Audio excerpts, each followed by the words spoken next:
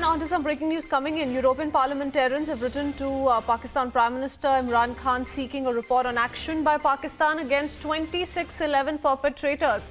Two prominent members of European Parliament have written to Pakistan Prime Minister condemning Islamabad for not yet having brought to justice those who orchestrated the 2008 Mumbai terror attack. Remember, this comes as today marks the 12th anniversary of a 2611 Mumbai terror attack, and a strong word that has been sent out by members of European Parliament who have now written to Pakistan Prime Minister Imran Khan seeking a report on action by Pakistan against 2611 perpetrators. They have asked Pakistan Prime Minister what action and what is Pakistan doing against terrorist groups operating within the country in general. Also adding, and I quote, as European politicians, we are committed to fighting against terrorism and extremist violence. We all have a responsibility to condemn terrorism and bring to justice those who perpetrate such actions. Our senior executive editor Abhishek Kapoor with us on the phone line. Abhishek, we've been picking up several such voices since early this morning as we remember our heroes, 2611 Bravehearts. Strong word that has come in from members of European Parliament. This after United States also said that we stand with India against terrorism, but nothing that has been done. As far as Pakistan is concerned, it has certainly failed to act against terror groups operating on its soil, and that's exactly that is being conveyed once again.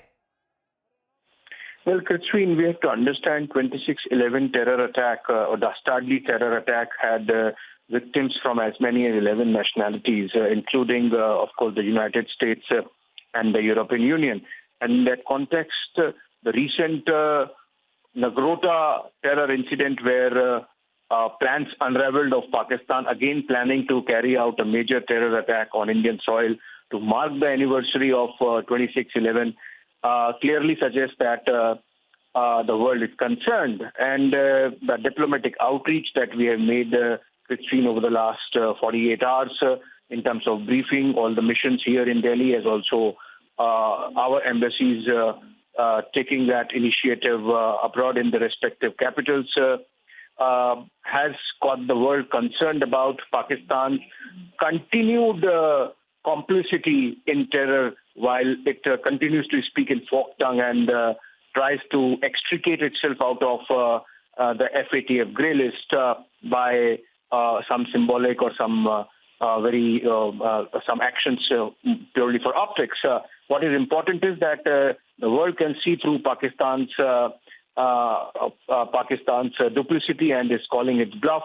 This writing to Imran Khan, Pakistani Prime Minister, by the European parliamentarians clearly underscores that understanding that the world is now increasingly coming to, or the conclusion that the world is now coming to, that irrespective of what Pakistan says, as we have seen in the case of 2611 trial itself, it has no intention whatsoever to eliminate terror from its terror factories from its soil, eliminate terror trading from its soil, and eliminate all terror emanating from its soil. So I believe this is in line with the diplomatic objectives of India, but beyond that, this is in line with the increasing concern that the world community has of Pakistan as a terror hotbed. In fact, if you look at it, there are not more than 3 or 4 nations left now which are continuing to flirt with Islamic terrorism as a political tool, as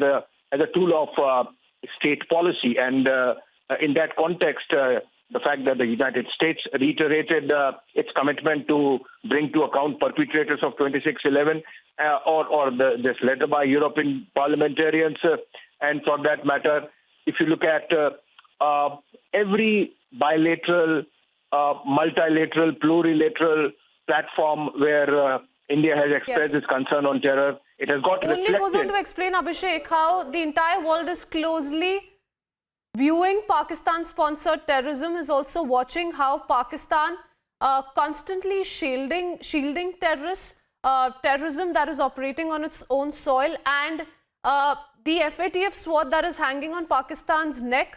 The small little things that Pakistan is doing is only mere optics, like pointed out by you. Many thanks for the moment. We leave it at that.